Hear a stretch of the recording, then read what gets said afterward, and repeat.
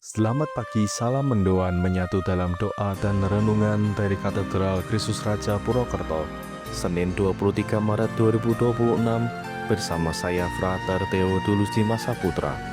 Sobat mendoan yang terkasih, hari ini kita diajak untuk merenungkan sabda Tuhan dari Injil Yohanes bab 8, ayat 1-11.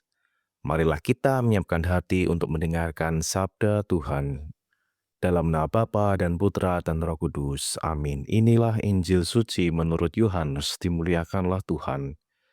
Sekali peristiwa Yesus pergi ke Bukit Zaitun, dan pagi-pagi benar ia berada lagi di bait Allah, dan seluruh rakyat datang kepadanya. Yesus duduk dan mengajar mereka. Maka ahli-ahli Taurat dan orang-orang Farisi membawa kepada Yesus seorang perempuan yang kedapatan berbuat zina. Mereka menempatkan perempuan itu di tengah-tengah, lalu berkata kepada Yesus, "Rabi, perempuan ini tertangkap basah ketika ia sedang berbuat zina.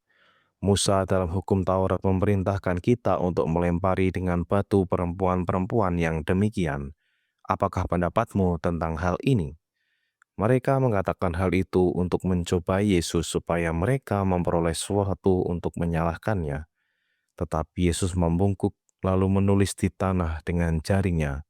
Dan ketika mereka terus-menerus bertanya kepadanya, ia pun bangkit berdiri lalu berkata kepada mereka, "Barang siapa di antara kamu tidak berdosa, hendaklah ia yang pertama melemparkan batu kepada perempuan itu."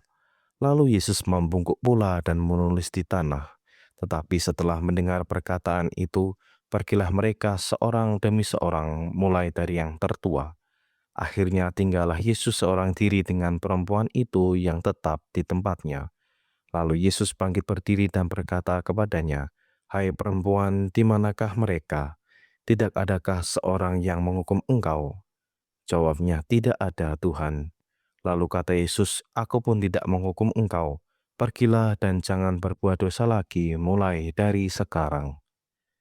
Demikianlah sabda Tuhan, terpujilah Kristus. Sobat mendoan yang terkasih, seringkali kita seperti orang banyak dalam cerita itu, cepat menghakimi orang lain, tetapi juga melihat dosa dan kelemahan diri sendiri. Yesus tidak membenarkan dosa perempuan itu, tetapi ia juga tidak menghukumnya. Yesus memberikan kesempatan baru, kesempatan untuk bertobat dan memulai hidup yang baru. Dari kisah ini kita belajar bahwa Tuhan adalah penuh kasih dan pengampunan. Tuhan tidak senang menghukum, tetapi Ia ingin kita bertobat dan berubah. Karena itu kita juga dipanggil untuk tidak mudah menghakimi orang lain, melainkan belajar mengampuni, menolong, dan membawa orang kembali kepada Tuhan. Marilah kita berdoa. Ya Bapa, Engkau tidak datang untuk menghukum, tetapi untuk menyelamatkan. Ampunilah dosa dan kesalahan kami, ajarilah kami untuk tidak mudah menghakimi orang lain, tetapi memiliki hati yang penuh kasih dan pengampunan. Bantulah kami untuk bertobat dan hidup lebih baik setiap hari. Dengan pengantaran Kristus Tuhan kami. Amin. Semoga kita semua, keluarga kita, dan perjalanan hidup kita hari ini senantiasa dalam naungan berkat Allah yang Maha Kuasa, dalam nama Bapa dan Putra dan Roh Kudus. Amin.